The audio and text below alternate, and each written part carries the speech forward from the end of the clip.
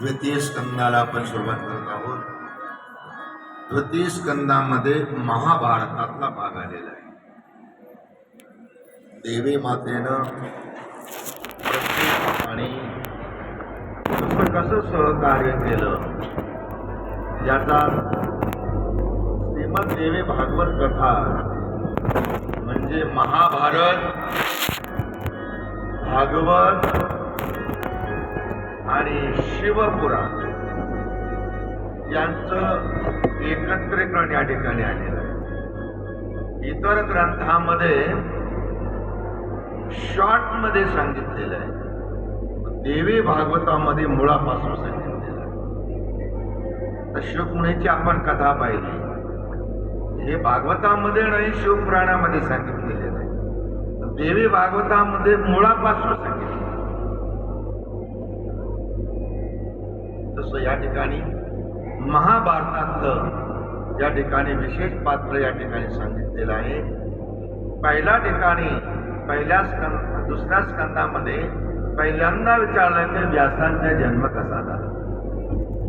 एकनाथाने जन्मेजय राजानं प्रश्न केला व्यासजींना की व्यासांचा जन्म कसा झाला. व्यासांचे वडील होते पराशर ऋषी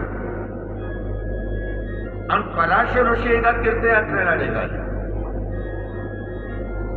आणि तीर्थयात्रेला जात असताना त्यांना गंगा पार करायची. तर गंगा पार करण्याकरता त्या ठिकाणी एक कोळी बसलेला होता आणि तो जेवण करण्याकरता बसलेला होता. तेव्हा त्याने पराशर ऋषीने विनंती केली की मला तीर्थयात्रेला निघालोय आणि गंगा मला पार करायची. मग त्यावेळेला त्या कोळ्याची मुलगी होती, तिचं नाव होतं मत्स्यगंधा. त्या कोळ्यानं त्या मत्स्यगंधेला हाक मारले, म्हणाले मत्स्यगंधा इकडे ये म्हणाले आणि ऋषींना पैल तीरावर या जहाजामधून घेऊन सोड म्हणे. हो म्हणाली आणि ते मत्स्यगंधेना नाव बदलायला सुरुवात केली. पराशर ऋषी बसलेले होते. मध्यान्ह स्थानावर आली आणि पराशर ऋषीने त्या असणाऱ्या मत्स्यगंधेचा हात धरला. तेव्हा ती मत्स्यगंधा म्हणू लागली की आपण ब्राह्मण आहात, क्षुद्र योनीमध्ये जन्माला आलेला आहे आणि आपल्यासारख्या ब्राह्मण ऋषींनी माझा हात धरणं हे बरोबर नाही. काम ते आवडू शकले नाही. इच्छा प्रगट केली पण म्हणाली गंगा आहे का, या गंगेवर असं अपवित्र कार्य करणं योग्य नाही. म्हणून पैल तीरावर गेले आणि पैल तीरावर पुन्हा हात धरला आणि सांगितलं दिवस आहे. पराशर ऋषींनी आपल्या सामर्थ्यावर त्यावेळेला अंधार केला आणि मत्स्यगंधेशी रद्द झाले. पण तिला प्रश्न विचारला, म्हणाले तुमचं वीर्य कधी वायाला जाणार नाही. मला माझं कामोरत्व जे कुमारित्व आहे याचं काय काळजी करू नकोस. म्हणाले तुझ्या कुमारित्वाला बाधा येणार नाही आणि हे तुझ्या वडिलांनाही कळणार नाही. तुझ्या पोटी पुत्र जन्मला,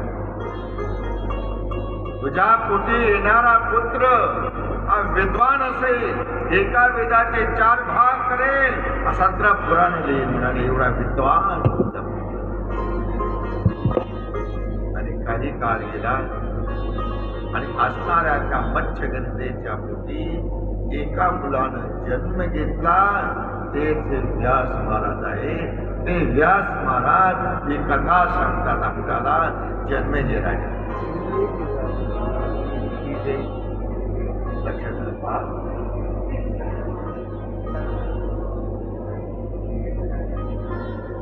ही कथा देवी भागवत कथा व्यासजी जन्मेजय राजाला सांगतात आणि ज्या वेळा मत्स्यगंधेला तर सांगितलं व्यासांनी की मला तपश्चर्या करण्याकरता अरण्यात जायचंय, त्यावेळेला ते अरण्यात निघून गेले.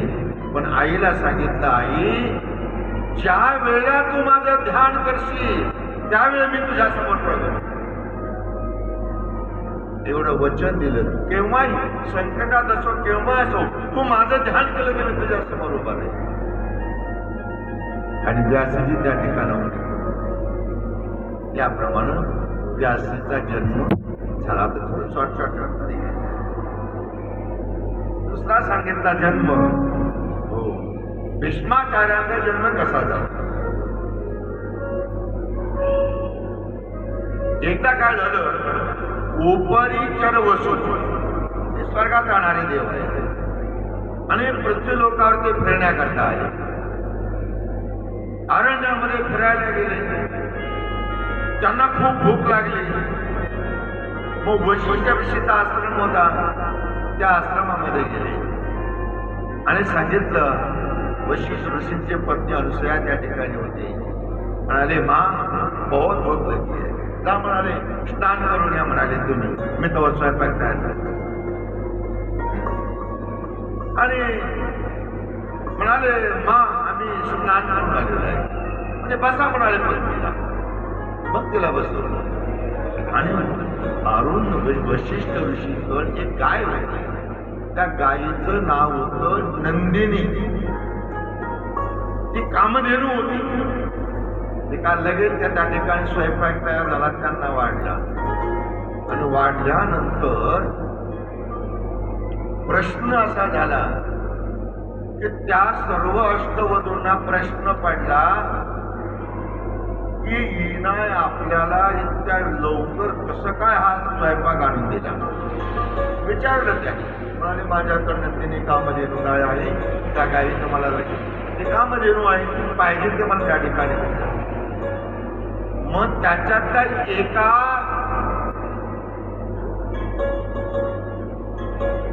ऋषीच्या मनामध्ये आलं, एका वसूच्या मनामध्ये आलं. हे तर दोघंच आहे म्हणाले खायला येतं, आपण इथं 16 जण नाही का. मग ही गाय आपल्याला घेतली तर काय अडचण, ही आपण गाय घेऊन जाऊ. पण वशिष्ठ ऋषी तिथं नव्हते. त्यांनी असणाऱ्या तिला पत्नी, त्यांच्या पत्नीलाही विचारलं नाही, अरुंधतीलाही विचारलं नाही आणि ते गाय सोडले. ते वस्तू घेऊन आणि वस्तू घेऊन त्या नंदी मध्ये गेल्यानंतर ते त्यांना हे व्यास त्या ठिकाणी वशिष्ठ ऋषी भेटले. सॉरी. आणि वशिष्ठ ऋषी म्हणाले, इथं माझी गाय घेऊन कुठे चालले. मग त्यांना विचारलं. म्हणाले, गाय तुम्ही कोणाला विचारली. ते म्हणाले, विचारलं नाही कोणाला, घेऊन घेऊन चाललोय म्हणाले. चोरी करता. स्वर्गातले देव तुम्हाला शाप देतो, तुम्ही मनुष्य योनीमध्ये जन्माला जाणार. आता ते 8 अष्टवसू होते, त्यापैकी 7 वसुदेव होते. म्हणाले, आम्ही घेतली नाही गाय, या 8व्या वसूने घेतली म्हणाले. आणि ही शिक्षा आम्हाला का नाही का. परंतु शिक्षा तर घ्यावंच लागेल, कारण तुम्ही त्यांच्या बरोबर आहात. तुम्ही याला प्रतिकार काय केला नाही, घेऊ नको म्हणून. तुम्ही, कारण चोरी करणारा तर दोषी असतो, पण त्याला साहेबत होणारा सुद्धा तो गुन्हेगार असतो. म्हणून ते घेऊन चालले. शाप दिला. म्हणाले, तुम्ही 7 जण जे आहेत ना, ते मनुष्य योनीमध्ये जन्माला येऊन तुमचा लगेच मुक्त व्हाल. पण 8वा जो आहे ना, हा मात्र या मृत्यू लोकांनी मनुष्य योनीमध्ये राहील. आणि अष्टवसू निघून गेले. वशिष्ठ ऋषी आपले गाय घेऊन वृत्तामध्ये आले. जे अष्टवसू होते, हे अष्टवसू म्हणाले, आता आपल्याला मनुष्य योनीचा प्राप्त होणार आहे, पण घ्यायची कशी. तर त्यावेळेला महाभिष नावाचा एक राजा होता. तो महाभिषाला स्वर्गलोकाची प्राप्ती झाली होती. आणि एक दिवस ब्रह्मदेवाची सभा होती. आणि त्या सभेमध्ये ब्रह्म असणारा हा महिष राजा आणि गंगा अनेक देवदेवता त्या ठिकाणी बसलेले होते. वारा आला आणि असणाऱ्या गंगेचा पदर खाली पडला आणि महिषानं त्याच्याकडे पाहिलं. दोघांनी एकमेकाला खानाखुना केल्या आणि हे ब्रह्मदेवानं पाहिलं. यांना एक शाप दिला की तुम्ही मृत्यूलोकामध्ये मनुष्ययोनीमध्ये जा. ज्या अष्टवसूंना मनुष्ययोनीमध्ये येण्याचं त्याच वेळेला त्यांना कळालं की असणारी गंगा मृत्यूलोकामध्ये येणार आहे. आणि तो महिष होता ना, तो अयोध्येला आपला हस्तिनापूरला तो प्रतीपणू राजा होता. त्या प्रतीपाच्या पोटी शंतनू म्हणून तो जन्मला. एक दिवस हा जो राजा होता, राजा एकदा गंगेच्या कडेने फिरायला निघाला आणि तेवढ्यात एक सुंदर स्त्री त्या ठिकाणी आली आणि राजाच्या उजव्या मांडीवर बसली. प्रतिभाच्या उजव्या मांडीवर बसली. बसल्यानंतर तिनं इच्छा केली की तुम्ही माझ्याबरोबर लग्न करावं. पण मला हे मुली, तो राजा का म्हटला, हे मुली, तो माझ्या उजव्या मांडीवर बसली. ही उजवी मांडी असते सुनेची, म्हणून तू माझी सून होऊ शकते, माझी बायको नाही. ज्या वेळेला शंतनू राजे प्रतिपाच्या पोटी जन्माला आले, त्यावेळेला शंतनू राजा मोठा झाला आणि त्याला सांगितलं, गंगेच्या कडेला जर तुला कोणी एखादी स्त्री झाली तर तिच्याबरोबर तू विवाह. तेव्हा शंतनू एक दिवस फिरत जात असताना गंगेच्या तीरावर हीच गंगा, स्वर्ग लोकातली असणारी जी गंगा, जिला शाप मिळाला होता तो मनुष्य योनीमध्ये जायची, ती गंगा त्या ठिकाणी फिरत आणि प्रगट झाल्यानंतर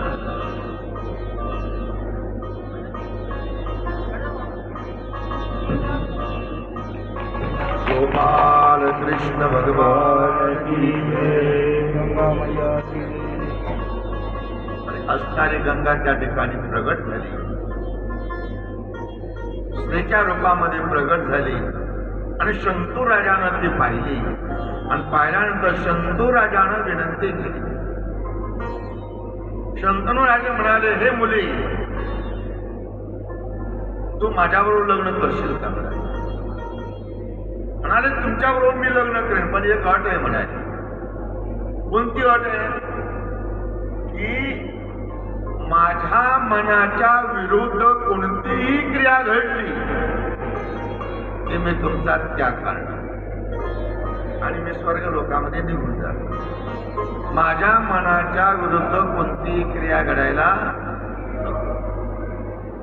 दोघांचं लग्न झालं, हस्तिनापूरमध्ये आले आणि त्या ठिकाणी प्रपंच चालू झाला. पहिला मुलगा झाला, तिला पहिला मुलगा घेतला, दाशीला बरोबर घेतलं, गंगेवर गेलं आणि तिला गंगेमध्ये प्रवाहित केलं. त्या मुलाला असे 7 मुलं जे अष्टवसू होते तिच्या पोटी ते जन्माला आले आणि 8 मुलं तिनं गंगेमध्ये सोडून गेली. 8वा पुत्र होता, नाही का? तो 8वा पुत्र जेव्हा ते सोडण्याकरता घेऊन गेले, राजा तिच्या माग गेला शंतनू आणि सांगितलं, थांब म्हणाले गंगे, आतापर्यंत 7 मुलं सोडली, मी तुला काही म्हटलं, पण हा 8वा पुत्र तरी मला राजाचा वंशाला राहू दे म्हणाले. काय म्हणाले? राहू दे म्हणाले. मग त्यावेळेला गंगा म्हणते, माझा करार या ठिकाणी संपला. माझ्या मनाच्या विरुद्ध ज्या वेळेला काही क्रिया घडेल त्याच वेळेला मी या ठिकाणी निघून जाणार स्वर्ग लोकांमध्ये. म्हणाले, राजा आता हा छोटा मुलगा आहे, हे तू सांभाळू शकणार नाहीच म्हणाले. याला मी घेऊन जाते, याला 16 वर्षाचा होईपर्यंत त्याला वाढवते आणि 16व्या वर्षी याच ठिकाणी येऊन मी तुला प्रदान करते. आणि शंतनुराजे पुढे हस्तिनापूरमध्ये आल्यानंतर बराच काळ लोटला आणि एक दिवस गंगेच्या तीरावर गेल्यानंतर 16 वर्षांनी तीच गंगा एका मुलाला घेऊन त्या ठिकाणी आली. त्याचं नाव होतं देवदत्त. नाव काय ठेवलं? देवदत्त ठेवलं. आणि त्याला हस्तिनापूरमध्ये राजकुमाराच्या वेशामध्ये आणि त्यांना त्या ठिकाणी आले. राज्यकारभार चालू झाला. राजकुमार देवदत्त होते. शंतनुराजे जे होते महाराज, रोज गंगेला फिरण्याकरता जायचे. शंतनुराजे रोज गंगेवर फिरण्याकरता सारथ्याला घ्यायचे आणि फिरण्याकरता जायचे. एक दिवस काय झालं, त्यांना मत्स्यगंधा त्या ठिकाणी भेटली. अतिशय सुंदर होते, गोळ्याची मुलगी होती. आणि ती भेटल्यानंतर राजाने तिच्याकडे मागणी केली, हे मुली, तू माझ्याबरोबर लग्न करशील का? ते म्हणाले, मी तुमच्यावर लग्न करते, पण एक अट आहे मला, माझ्या पोटी येणारी जी संतती आहे ही संतती गादीवर बसली पाहिजे. कुठे बसली पाहिजे? गादीवर बसली पाहिजे. हो. पण राजा काहीच उत्तर देऊ शकले नाही. कारण राज्यावर बसण्याचा अधिकार हा थोरल्या मुलाचा आणि त्यांना देवदत्त नावाचा एक मुलगा होता, म्हणून ते तिला म्हणू शकले नाही की मी तुझ्या मुलाला गादीवर बसवतो. पुन्हा हस्तिनापूरमध्ये आले. रोज नित्य नेमानं ते रथ घेऊन जायचे, सारथ्याला घेऊन जायचे आणि नदीच्या किनाऱ्यावर बसायचे, त्या मुलीला पाहत बसायचे. नित्य नेम चालला. राजा खूप दुःखी होते. पण हे असणाऱ्या देवदत्ताच्या लक्षात आलं की राजा कोणत्या तरी प्रसंगामध्ये, मग एक दिवस ते पिताश्रीकडे येते. पिताश्री, आपल्याला काहीतरी दुःख आहे, चिंता आहे, काही दुःख असेल तर मला सांगा, मी निवारण करतो. नाही म्हणाले मुला. देवदत्ता, मला कसली चिंता नाही, काय नाही, खुशाल आहे. पण खरं बोलले नाही. मग हा देवदत्त होता, हा सारथ्याकडे गेला आणि सारथ्याला विचारलं, सारथी, तुम्ही रोज संध्याकाळी कुठं जाता? म्हणाले, रोज संध्याकाळी आम्ही गंगा नदीच्या तीरावर जातो आणि त्या ठिकाणी मत्स्यगंधा नावाची मुलगी आहे, ती अतिशय सुंदर आहे. राजानं तिच्याकडे मागणी केली होती, माझ्याबरोबर लग्न कर, परंतु तिनं मात्र नकार दिला नाही. पण तिनं असे म्हटले की माझ्या पुढे येणारी संतती या गादीवर बसली पाहिजे. हो. मग देवदत्ताच्या लक्षात आलं की राजाने हिला का हा म्हटले नाही. कारण मी थोरला मुलगा मी आहे, माझा अधिकार आहे गादीवर बसवण्याचा. सारथी पुढे जाता चल म्हणाले मला घेऊन, आणि त्या सारथ्याला घेऊन मत्स्यगंधेकडे गेले आणि सांगितलं, मत्स्यगंधा, पिताश्रीने तुला जर मागणी केली, तू काय केली नाही? नाही म्हणाले, मी नाही म्हटलेच नाही. मी एवढंच म्हणाले की माझ्या पोटी येणारी संतती या असणाऱ्या हस्तिनापूरच्या गादीवर बसली. देवदत्त म्हणाले, बरोबर, पिताश्री का म्हटले नाही? थोरल्या मुलाचा अधिकार असतो.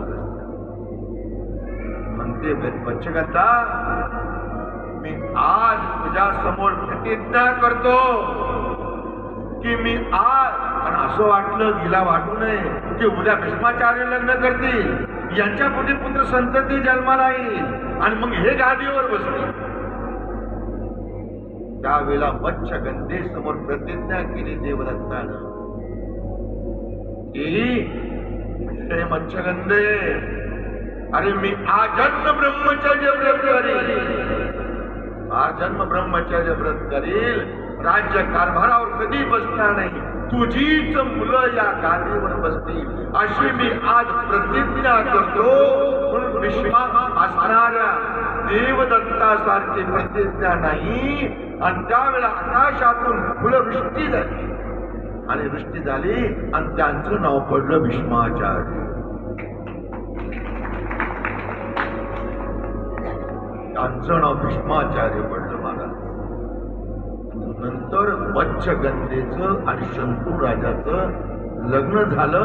फक्त लग्नामध्ये नाव बदललं, मत्स्यगंधेऐवजी तिचं नाव पडलं सत्यवती.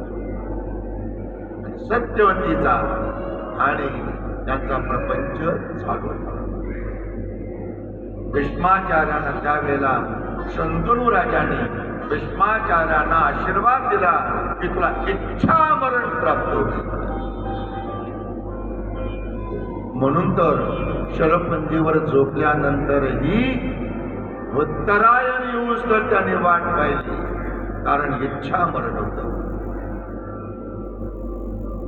शंतनू राजे सत्यवतीचा विवाह झाला आणि विवाह झाल्यानंतर शंतनूला 2 मुलाची प्राप्ती झाली. एक मुलगा आहे विचित्रवीर्य, दुसरा आहे चित्रांगद. 2 मुलं झाली त्यांना. आणि काही काळ झाल्यानंतर शंतनू राजाचा मृत्यू झाला. आणि मृत्यू झाल्यानंतर जो मोठा मुलगा होता चित्रांगद त्याला गाय आणि राज्यभार करू लागला. एक दिवस शिकारी करता अरण्यामध्ये गेला चित्रांगद आणि त्या ठिकाणी गंधर्वाची लढाई झाली आणि त्यामध्ये चित्रांगद मृत्यू. सत्यवतीला अतिशय दुःख झालं. एक पतीचं दुःख झालं, दुसरा मुलगा गेला तिचंही दुःख झालं. शेवटी विचित्रवीर्य, त्या विचित्रवीर्याला गादीवर बसवलं. पण भीष्माचार्यानं तर अगोदर त्याग केला होता, मी राज्यावरही बसणार नाही आणि आज जन्म ब्रह्मचर्य व्रत झालं. त्यावेळेला जेव्हा हा विचित्रवीर्य गादीवर बसला त्यावेळेला भीष्माचार्यांना असं वाटलं की याचं लग्न केलं पाहिजे. मग भीष्माचार्य एक दिवस स्वयंवराला गेले होते. काशी राजाची 3 मुले होत्या, अंबा, अंबालिका आणि अंबिका. या 3 मुली होत्या, यांचं स्वयंवर होतं. भीष्माचार्य त्या ठिकाणी गेले आणि सर्व राजांना जिंकून या 3 मुली विचित्रवीर्या कथा हस्तिनापूरमध्ये घेऊन. आणि त्याच्यापैकी जी अंबा होती ती आंब्यानं भीष्माचार्याने विनंती केली. ती म्हणाली, पिताश्री, माझं प्रेम शाल्व राजावर आहे आणि मी त्याच्याबरोबर आमचा विवाह माझा होणार होता. मला त्याच्याकडे जाण्याकरता परमिशन द्या. आणि तुझं जर त्याच्यावर प्रेम आहे तर तुला इथं ठेवून काय होणार आहे? तुला परमिशन दिले, जा म्हणाले. ते शाल्व राजाकडे जाते, पण राजानं मात्र तिचा स्वीकार केला नाही. अंबा, अरे प्रत्यक्ष मी हाताने पाहिलं, भीष्माचार्याने तुझ्या हाताला धरलं आणि रथामध्ये बसवलं, म्हणून तुझा स्वीकार मी करत नाही म्हणाले. जा. ती पुन्हा भीष्माचार्याकडे आणि भीष्माचार्याला म्हणू लागली, भीष्माचार्यजी, माझा तुम्ही तरी स्वीकार करा. अरे म्हणाले, मी केव्हा प्रतिज्ञा केलेली आहे आजन्म ब्रह्मचार्याची, मी तुझा स्वीकार करू शकत नाही. पण शेवटी ती असणारी आता ती बापाकडे जाऊ शकत नाही. अरण्यामध्ये गेली, अरण्यामध्ये तपश्चर्या केली आणि पुढच्या जन्मामध्ये असणारी ती श्रीखंडी म्हणून जन्माला आली. त्या श्रीखंडेच्या समोर भीष्माचार्यानं तिला घेतलं होतं ना. त्याचं आयुष्याचं वाटोळं भीष्माचार्यानं केलं होतं. मग त्या भीष्माचार्याचंही वाटोळं करण्याकरता ती श्रीखंडीच्या रूपानं त्या समोर रथावर आली आणि मग भीष्माचार्याने त्या तिच्यावर बाण केले नाही. अर्जुनाने त्या भीष्माचार्यावर बाण मारले. भीष्माचार्याने राहिल्या दोन, अंबिका आणि अंबालिका. या दोन असणाऱ्या त्यांच्याबरोबर विवाह लावला आणि विवाह लावल्यानंतर 15-20 वर्ष राज्यकारभार, पण पुत्र संतती नाही. आणि असणाऱ्या या विचित्र बेऱ्याला क्षयरोग झाला आणि त्याच्यामध्ये याचा मृत्यू झाला. अंबिका आणि अंबालिका पुत्र प्राप्ती झाली नाही. तेव्हा सत्यवतीला आणखी त्याच्यामध्ये दुःखामध्ये भर पडली. आता काय केलं पाहिजे? राष्ट्राला असणाऱ्या या हस्तिनापुरा राजाला वंशज कोण? मग काय केलं पाहिजे? मग त्यावेळेला तिच्या लक्षात आलं आपल्या मुलाची. व्यासजी कोणाचे मुलं होते? व्यासजी कोणाचा मुलगा होता? मत्स्यगंधेचा. आणि ते मत्स्यगंधेनंच आता सत्यवतीच्या रूपानं शंतनू राजाला वरलेलं. म्हणून त्यावेळेला आपला मुलगा व्यास त्यानं सांगितलं होतं की ज्या वेळेला माझी गरज भासेल त्यावेळेला मला हाक मार. मग त्यावेळेला व्यासांना बोलावलं. व्यास त्या ठिकाणी आले, सर्व परिस्थिती सांगितली. तू माझा मुलगा आहे, तू आता अंबिका आणि अंबिकापाशी ती आता पुत्रप्राप्ती यांना प्राप्त करून दे. काय वेळेला या ऋषीच्या सहकार्यानं, असणाऱ्या व्यासांच्या सहकार्यानं अंबिका आणि अंबालिकाला एक पुत्र झाला. लक्षात घ्या, अंबिकेला धृतराष्ट्र आणि अंबालिकाला पंडूराजे. आणि हे पंडूराजे मोठे होते, ते गादीवर बसले. त्यांचंही लग्न झालं आणि धृतराष्ट्राचंही लग्न झालं. ही लग्नाची फार मोठी मजा आहे. धृतराष्ट्रही आंधळे होते, यांचं लग्न करायचं ठरलं. आणि गांधारी बरोबर त्यांचं लग्न करायचं ठरलं. पण गांधारीच्या पत्रिकेमध्ये असं लिहिलेलं होतं, ज्या वेळेला वधूवर या ठिकाणी येतील आणि मंगलाष्टक झाल्यानंतर सावधान म्हणायच्या वेळेला पतीचा मृत्यू लिहिलेला होता. आता करायचं काय?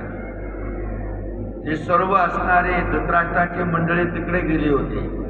ते म्हणाले, सर्व पाहुणे मंडळी म्हणाले, ते म्हणाले, बघा आम्ही तुमच्यावर लग्न करायला तयार आहोत, पण लग्नाच्या पूर्वी 1 तास आम्हाला इकडे विधी करायचा आहे म्हणाले. तो विधी होतं तुम्हाला थांबावं लागेल. मग त्यावेळेला लग्न जमावजमी झाले. नवरदेव त्या ठिकाणी गेला, सर्व पूर्व तयारी झाली आणि गांधारीचा इकडं विवाह एक गाढव आणलं आणि गाढवाबरोबर पहिला विवाह केला. मंगलाष्टक झाली आणि मंगलाष्टक झाल्याबरोबर ते गाढव मरून पडलं. आणि तशीच गौरी उचलली आणि धृतराष्ट्र असणाऱ्या धृतराष्ट्रासमोर बसवली आणि त्यांचं लग्न झालं. आणि मग धृतराष्ट्राने गांधारीचं लग्न झालं. गांधारीपासून 100 पुत्र झाली. आणि धृतराष्ट्राला दुसरी एक पत्नी होती. त्या पत्नीचं नाव होतं वैश्या. काय होतं? वेश्या नाही, वैश्या. तिचं लग्न झालं आणि तिला एक मुलगा झाला. त्या मुलाचं नाव आहे युसुफ. युसुफ त्याचं नाव. असे 101 कौरव झाले. आणि असणारा जो पंडूराजे होते, त्या पंडूराजाचं सुद्धा 2 लग्न झाले. एक कुंती आणि एक माद्री आहे. आता ही कुंती जी होती ही भगवान कृष्णाची आत्या आहे, सुरसेनाची मुलगी आहे नाही का? सुरसेनाची वसुदेव आणि कुंती बहीण भाऊ आहे सुरसेनाची मुलगी. पण एक दिवस कुंती भोज राजा सुरसेनाकडे येतो मथुरेला आणि त्याला ही मुलगी पसंत पडते. तो म्हणाले मला ही दत्तक मुलगी घ्यायची म्हणाले. पण दोघांचा एवढा मैत्रीपणा होता कुंती भोजांचा आणि सुरसेनाचा की तो नाही म्हणू शकला नाही. आणि ती कुंती लग्न सॉरी कुंती सुरसेनाने घेऊन गेली, आपली मुलगी म्हणून घेऊन गेली. आणि काही दिवस गेल्यानंतर ती मोठी झाली आणि मोठी झाल्यानंतर एक दिवस व्यास ऋषी त्या ठिकाणी पाहुणचार घेण्याकरता सॉरी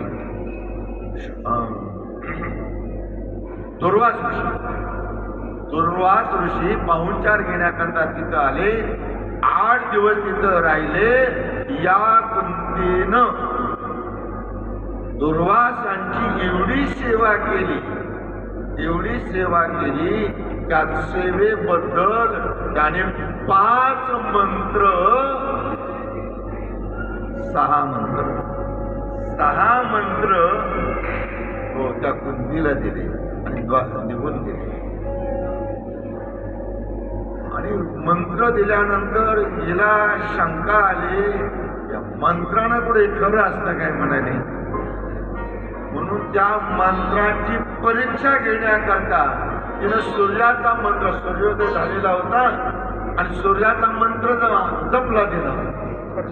जपल्याबरोबर तो सूर्य नारायण पुरुष रूपामध्ये कुंतीच्या ठिकाणी आला आणि म्हणाले मला कशा करता बोलावं. ज्याच्या करता बोलावलं आणि एक म्हणाले मी फक्त परीक्षा पाहिली ते मंत्रानं खरोखर या ठिकाणी शक्ती स्थापित होते का. म्हणाले नाही. आता या ठिकाणी ज्या कार्याकरता बोलावलं ते कार्य मी जर या ठिकाणी पूर्ण केलं नाही तर दुर्वास ऋषीचा शाप मला लागेल, सर्व देवतांचा शाप मला लागेल. मग त्यावेळेला कुंतीचा सूर्यानं उपभोग घेतला आणि तिच्यापासून गर्भ राहिला आणि तिच्यापासून गर्भ राहिल्यानंतर तो मुलगा जेव्हा जन्माला आला तेव्हा तिनं तो दासीला घेऊन एका पेटीमध्ये टाकला आणि तो नदीमध्ये वाहत गेला. एका गोळ्याला तो लागला, त्या हाती लागला आणि मग त्या ठिकाणी तो कर्ण म्हणून जन्माला. आणि हा मुलगा झाल्यानंतर आदौ पुत्र नंतर भार्या. अगोदर तिला पुत्रप्राप्ती झाली आणि मग हा पंडूराजे त्यांना पाण्याकरता गेले. तिच्या बरोबर त्या पंडूराजांचा विवाह झाला. कोणाबरोबर? कुंती बरोबर. आलं लक्षात. आणि कुंती आणि माद्रीला त्या ठिकाणी 2 बायका झाल्या आणि गादीवर बसवलं ते पंडूराजांना बसवलं. मोठे होते ते. पंडूराजाला बसवलं गादीवर. पण एक दिवस हा शिकारी करता पंडूराजे गादीत गेले आणि शिकारीला गेल्यानंतर त्या ठिकाणी शिकार करत असताना एक हरण आणि हरणी त्या ठिकाणी लीला करत होते. रास असणारी रमण लीला करत असताना त्याने हे पाहिलं आणि त्यांच्यावर बाण रोखला शिकार करण्याकरता. आणि असणारी ती हरणी होते. ती हरणी सांगते राजा आम्हाला मारू नको रे, आम्ही दोन्ही ऋषी आहोत, ऋषी पत्नी आहोत, आम्हाला मारू नको. आम्ही या योनीमध्ये येऊन ही रासक्रीडा करत आहोत. पण त्याने ऐकलं नाही.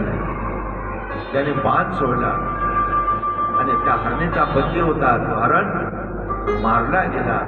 आणि या हरणीनं त्याला शाप दिला पंडूराजाला, राजा स्त्रीला स्पर्श करशील तर तुझा मृत्यू होईल. मृत्यू होऊन जाईल म्हणाले. मृत्यू शाप दिला. राजा हस्तिनापूरमध्ये आला आणि आपल्या असणाऱ्या भावाच्या ताब्यात राज्य दिलं आणि भगवंताच्या प्राप्तीकरता अरण्यामध्ये निघून गेला. माद्री आणि कुंती दोघी बरोबर होत्या. दोन्ही बरोबर असल्या कारणानं त्या ठिकाणी आल्या आणि अरण्यामध्ये वनवास करून राहिल्या. धृतराष्ट्राला राज्य दिलं. या ठिकाणी आपल्याला स्त्रीचा स्पर्श केला तर आपल्याला मृत्यू आहे, पण राजाला वंशच पाहिजे. म्हणून काय केलं पाहिजे? तेव्हा पंडू राजानं सांगितलं, हे कुंती, हे माद्री, तुम्हाला जर पुत्र प्राप्ती हवी असेल तुम्ही कोणाच्याही ऋषीच्या सानिध्यामध्ये जा आणि तुम्हाला पुत्र प्राप्ती करून द्या, माझी तुम्हाला आज्ञा. पण असणारी कुंती म्हणाली, पतिराज, कुठे जायची गरज नाही. ऋषीने मला 5 मंत्र दिलेले आहे. एक धर्माचा मंत्र आहे, एक वायूचा मंत्र आहे, एक असणाऱ्या अर्जुन इंद्राचा मंत्र आहे आणि अश्विनी कुमाराचे 2 मंत्र आहेत. असे 5 मंत्र माझ्याकडे शिल्लक आहे. हे देवता येऊन त्या ठिकाणी मला पुत्र प्राप्ती करून देतील. मग त्या वेळेला धर्म त्या ठिकाणी मंत्र आवाहन केलं. धर्मापासून धर्मराजे युधिष्ठिर झाले. नंतर वायुमंत्रापासून भीम झाला आणि इंद्र मंत्रापासून अर्जुन झाला आणि अश्विनी शेवटी तिला 3 मुलं झाली. असणारची माद्री होती, ती माद्री राजाकडे गेली, मलाही पुत्र प्राप्ती व्हावी. म्हणून त्यावेळेला तिनं कुंतीला सांगितलं, तिलाही 2 मंत्र दे म्हणाले. तिला अश्विनी कुमाराचे 2 मंत्र दिले. तिला नकुल आणि सहदेव 2 मुलं झाली. असे 5 पांडव झाले. गोपाल कृष्ण भगवान 5 पुत्र झाले आणि 5 पुत्र झाल्यानंतर एक दिवस पंडू राजे शिकारी करण्याकरता अरण्यात गेले आणि माद्री या ठिकाणी स्नान करत होते.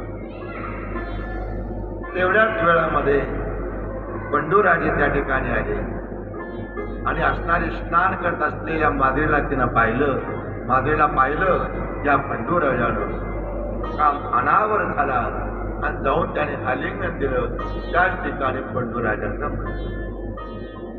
आणि पंडू राजाचा मृत्यू झाल्यानंतर माद्री आणि कुंती म्हणाले, मी सती जाते. माद्री म्हणाले, मी सती जाते. परंतु माद्री म्हणाले, मला स्पर्श केल्यामुळं त्यांचा मृत्यू झाला, अधिकार माझा आहे सती जाण्याकरता. सर्व ऋषींनी त्या ठिकाणी अग्नी पेटवलेला आहे.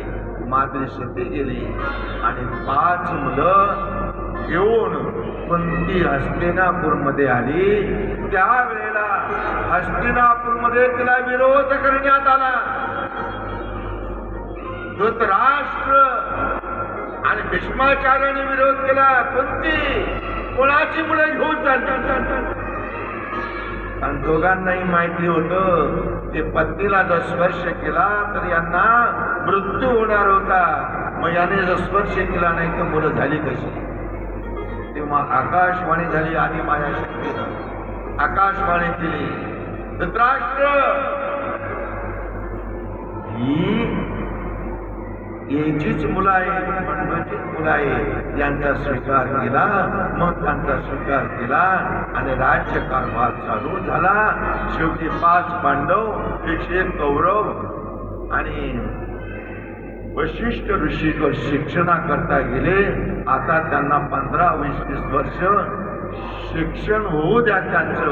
मग पुढे काय झालं ते आपण उद्याच्या कथेमध्ये बघू. गोपाल कृष्ण भगवान की जय. चला आरतीवाले